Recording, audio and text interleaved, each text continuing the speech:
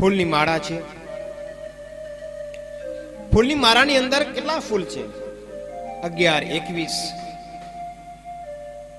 અલગ અલગ ફૂલ છે. કોઈક નાનું હોય, કોઈક મોટું હોય, કોઈક લાલ હોય, કોઈક સફેદ હોય. માળાની અંદર ફૂલ ભલે અલગ અલગ છે, પણ દોરો એક જ છે. આપણે માળા ફેરવતા અહીંયા 108 મણકા છે. મણકા ભલે 108 છે, પણ દોરો એક જ છે. એ દોરો છે તો ફૂલની માળા છે. એ દોરો છે તો માળા છે. તો એવી રીતે પરમાત્મા એક જ છે, એના સ્વરૂપ અલગ અલગ છે. એટલા માટે વારંવાર ભગવાનનું ધ્યાન કરો.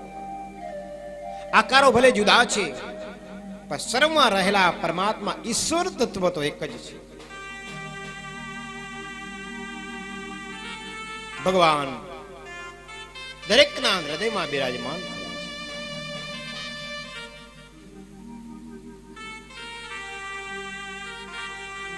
ગાય કાળી હોય, ધોરી હોય, લાલ હોય, પણ દૂધ તો સફેદ જ આપે છે. તો પરમાત્મા સર્વની અંદર રહેલા છે. આકારો તત્વ અલગ અલગ છે.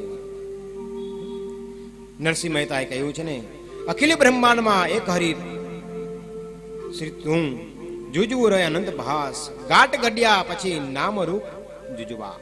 અલગ અલગ ઘાટ ઘડ્યા છે અને અલગ અલગ ભગવાને એમના નામ આપ્યા છે. પરમાત્મા તો એક જ છે. આપણે સોનું હોય, સોનારા પાસે જઈએ, વીટી બનાવવાની હોય, વીટીના ઘાટ અલગ અલગ હોય. કોઈ હાર બનાવવાના હોય, એમની ડિઝાઇન અલગ હોય, પણ છે તો સોનું છે. એ સોનું જ છે. એના ઘાટ અલગ અલગ કરીએ છીએ એટલે આપણે કઈ જગ્યાએ આ વીટી છે, આ હાર છે, આ મંગલસૂત્ર છે, આ બંગડી છે, પણ છે તો અંતે સોનું. એટલે ભગવાનના રૂપ અનેક છે. ભગવાનના સ્વરૂપના દર્શન કરો. પરમાત્મા નું ધ્યાન કરો. ધ્યાન અને જપમાં બહુ શક્તિ છે સાહેબ. એક દિવસ અનુભવ કરશો તો તમને થશે.